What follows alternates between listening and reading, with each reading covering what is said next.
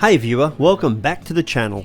In this episode of the Not So Grey Wanderers Go to America, we are continuing our adventures starting in Houston, where it's still very warm, around 38 degrees. We are staying at Phil and Deb's daughter and son-in-law's, which is very nice of them to put all 6 of us up for a few days. Then they take us to a place called New Braunfels, where it's still bloody hot. Actually too hot for Kim, so there is no touring for us. We hang out in the air-conditioned motel room. Interesting little town though. The next day it's a huge breakfast at Wendy's and then off to the Alamo. The Alamo, one of the most famous historic sites in the US, showcasing artefacts from the battle, including weapons, I got to handle a gun, uniforms, just like this guy's, and personal items from those who fought. It stands in the heart of San Antonio, Texas.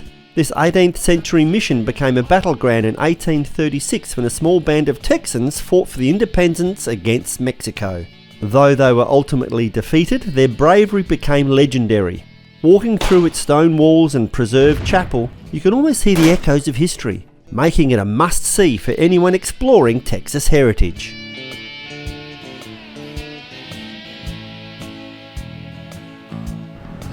Here we are at the San Antonio River Walk, and if you can't be bothered walking, you can just take a bloody boat. Old mate there gives you the info. We even went to a baseball game at the Minute Maid Park where we saw the Astros play the Red Sox, winning 9-4, which was a great experience. They have this train that chugs across when they score a home run. Everyone was excited, even had a hot dog. But this is what I really came to Houston for, the Johnson Space Center. I've always been interested in how the human race is getting into space, and this place has the answers.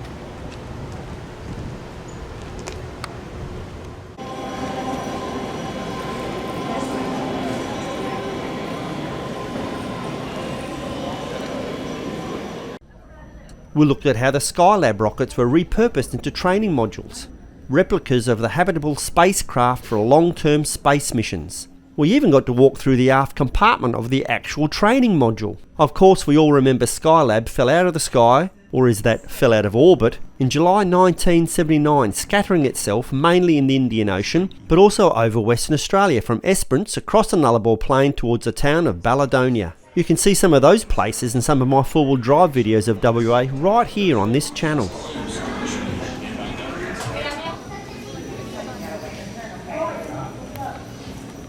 One of the best things to look at here at the Johnson Space Center is one of the most incredible sights, a Boeing 747 carrying a real space shuttle. This massive aircraft once transported shuttles across the country, and now it's on display, giving us a close-up look at the engineering behind space travel.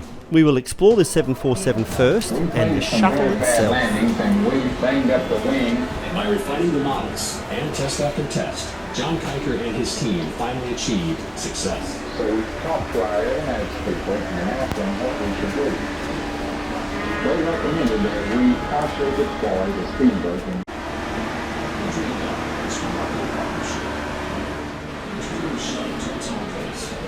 His name was John Kiker. NASA engineer John Kirker proposed transporting the space shuttle on a modified Boeing 747 to move it between landing sites and the Kennedy Space Center. Using model aeroplanes, he proved the concept, leading NASA to adopt the idea. Kiker received a presidential citation in 1978, and today both shuttle carrier aircraft are preserved in Houston and California. Now for something truly special, a full-scale replica of the space shuttle. G'day Deb. This is Independence sitting right on top of the historic NASA 905, the original shuttle carrier aircraft we just visited. Here are some cool facts about this exhibit. Independence is built from real NASA blueprints. Howard Wolowitz designed that apparently. And it's the same size as the actual space shuttle, 122.7 feet long with a 78-foot wingspan. NASA 905, the Boeing 747 underneath us, isn't just for show. It flew 223 missions, hauling real shuttles across the country for over 42 years, racking up 11,017 flight hours. Inside Independence, we can check out the flight deck and the mid-deck where the interactive exhibits tell the story of the shuttle missions and aviation history.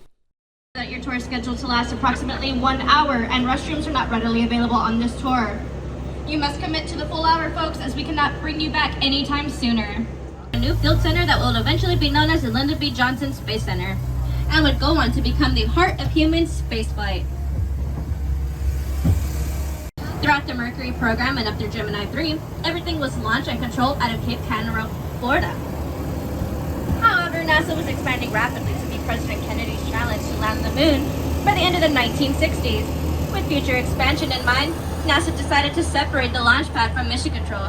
This new facility officially opened its doors on April 9th, 1965. We are off to visit one of the most powerful rockets ever built, the Saturn V. This massive 110 metre, 363 feet rocket is taller than a 36-storey building. There's Rob and Phil. And was designed to send astronauts to the moon during the Apollo program. Only 13 were ever built using liquid oxygen and kerosene as propellants, burning 791,000 litres in 2.5 minutes. We are also going to visit the Apollo Mission Control Centre where NASA guided the historic moon landings.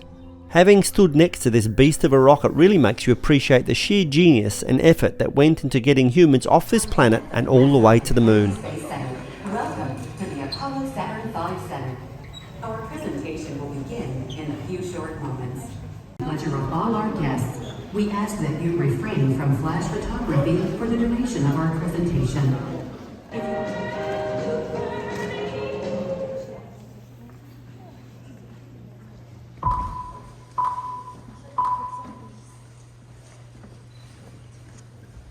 This is the firing room, launch control for the Apollo missions. She had been fully fueled throughout the night. The liquid oxygen in her tanks caused ice to form on the outside of the craft. Mankind is about to leave his planet behind and journey to another. It is one of those rare moments when history is not being made, destiny is being embraced. T-minus 15, 14, 13, 12, 11, 10, 9. The ignition sequence start. The engines are on. 4, 3.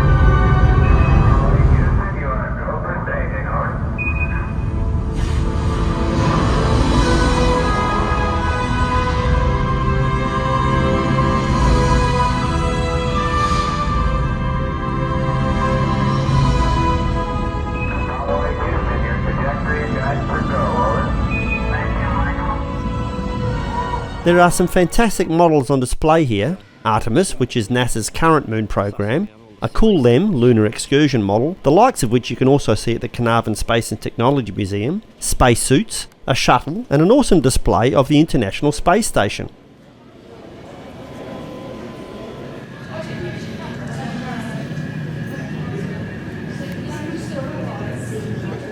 It's so detailed, it feels like the real ISS orbiting Earth is above us. This amazing display shows the station's scientific mission and how it's tied to real space missions happening right now. Oh, there's also this moon buggy. Documents and artifacts to the carpet, wallpaper, and mission medallions was restored and preserved to the Apollo era. Even the viewing room seats you're sitting in are original, as are the telephone and communications booths. Go. Telcom. Go. GNC. Go. Ecom. Go. Surgeon. Go. Capcom. We're go for landing. Eagle Houston, you're go for landing, over. Copy, Phil. understand. Go for landing. 3,000 feet. Stopping arm. 1201.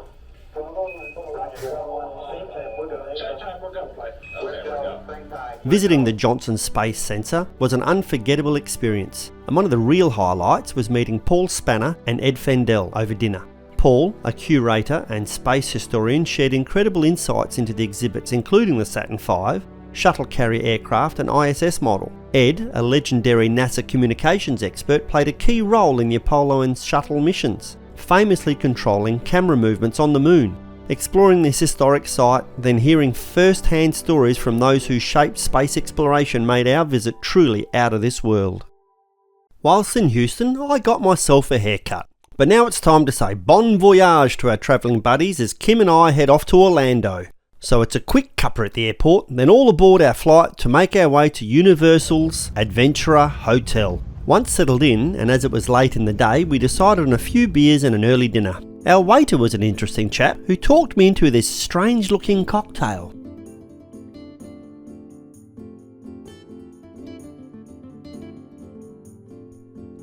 This adventure is Kim's thing. She has a list of sights to see and things to do. Here's the bus, let's get going to...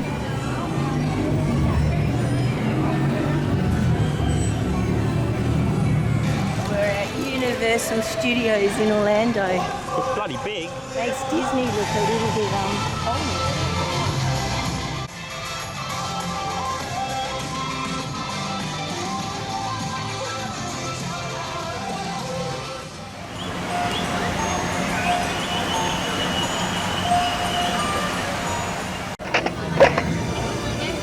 Harry Potter World is spread across two parks, Hogsmeade in Islands of Adventure and Diagon Alley in Universal Studios, where we are now. Both sites feature thrilling rides like Hagrid's Magical Creatures Motorbike Adventure and Harry Potter and the Escape from Gringotts. There is plenty to see and explore, even for a non-Potter like me. There's Hogwarts Castle, you can sip butterbeer and shop for wands at Ollivander's. It's the Hogwarts Express that connects both areas, offering an immersive journey as you will see shortly.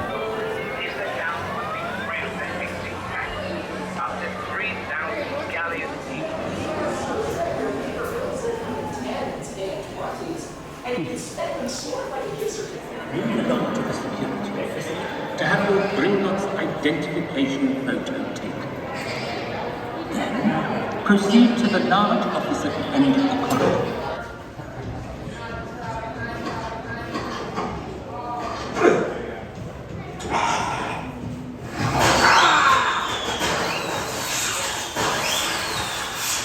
What was that?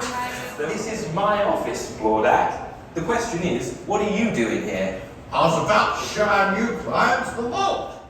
Kim didn't know it, but we ended up in the queue to do a ride.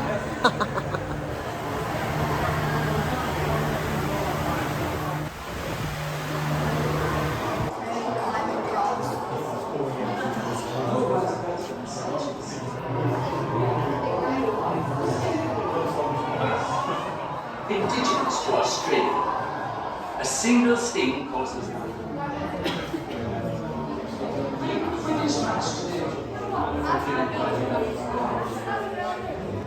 Hogwarts through the centuries. I am most certain you'll find it long.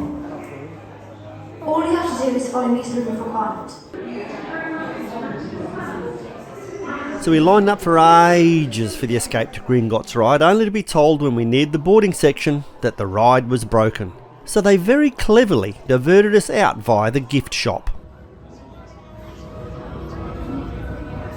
The Hogwarts Express is a bit of fun and, dare I say, pure magic.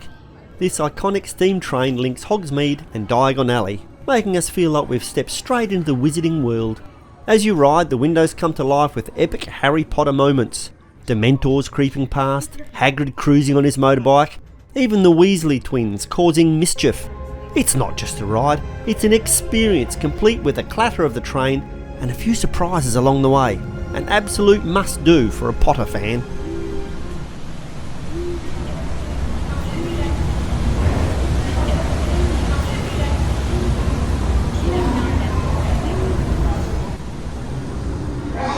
As we leave Hogsmeade Station, the magic just doesn't stop.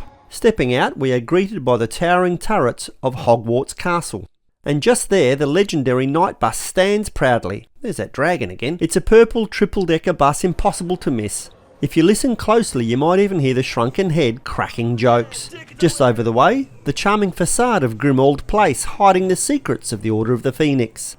As we continue on, the scenery shifts from wizardry to wilderness. Lush greenery and towering trees which signal our arrival at Jurassic Park. Where the roars of dinosaurs replace the hum of magic, the contrast is striking. One moment you're in a world of spells, the next you're surrounded by prehistoric beasts, and it's time for a ride.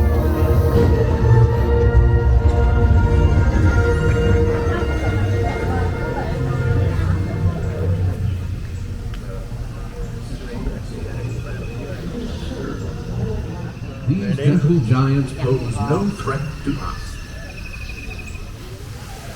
Psittacosaurs, with their curved, parrot-like beaks, are the most primitive of the horned dinosaurs, protecting herbivores from savage predators of their native period.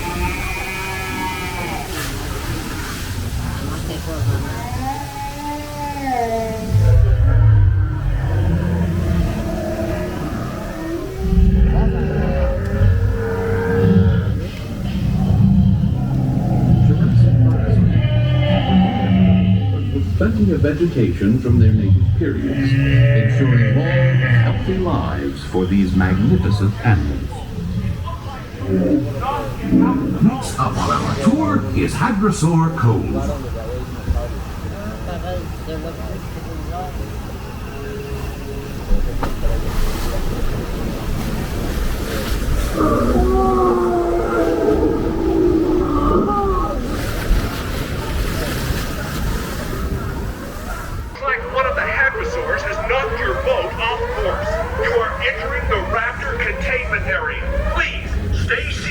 We'll grab your boat in the receiving dock ahead. Do not get out of the boat. Correct boat.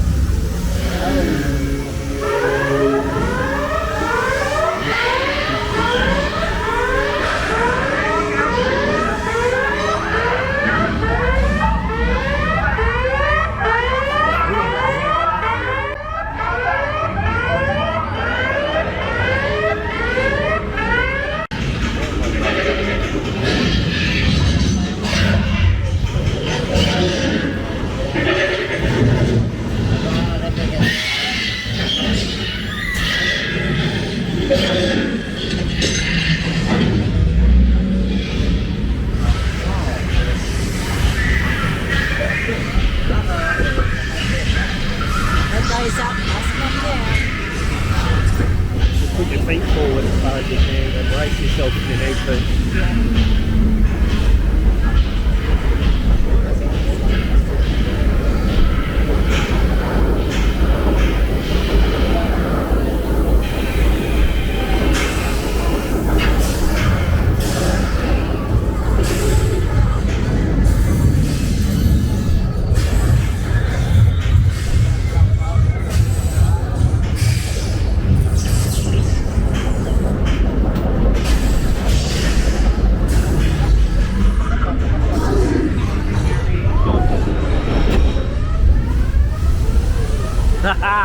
You're not meant to duck.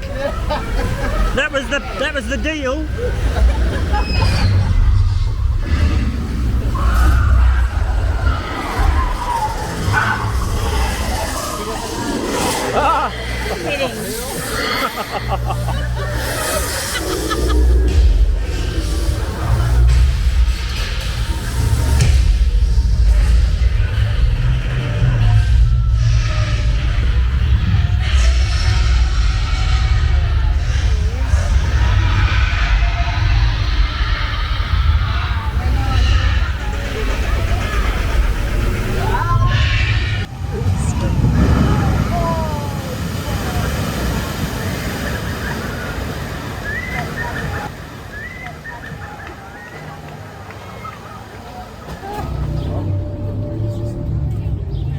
We're about to hop on Hagrid's Magical Creatures motorbike adventure, a high-speed roller coaster through the Forbidden Forest.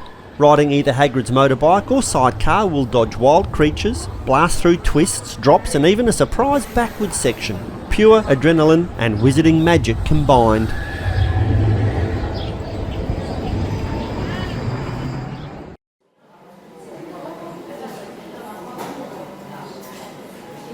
What a time we've had at Orlando Studio Resort and beyond. We're wrapping things up with a cold beer and a solid feed at the Hard Rock Cafe. Perfect after all that magic and adventure. From here we'll hop on the water taxi, cruising past some incredible sights on our way back to our hotel, including the Grumman Albatross plane floating outside Margaritaville. Don't forget to like and subscribe. It helps get more views. And we'll catch you in the next adventure where we're off to the Kennedy Space Center and New York. Thanks for sticking around to the end of the video. If you enjoyed watching it, then please give it a thumbs up and consider subscribing for more fun content. I make these videos purely for the joy of it, to entertain, create lasting memories, and maybe even help you plan your next adventure. Just so you know, I'm not doing this for Patreons or income, it's all about sharing experiences and having a good time together. Thanks again for watching, and I'll see you in the next one.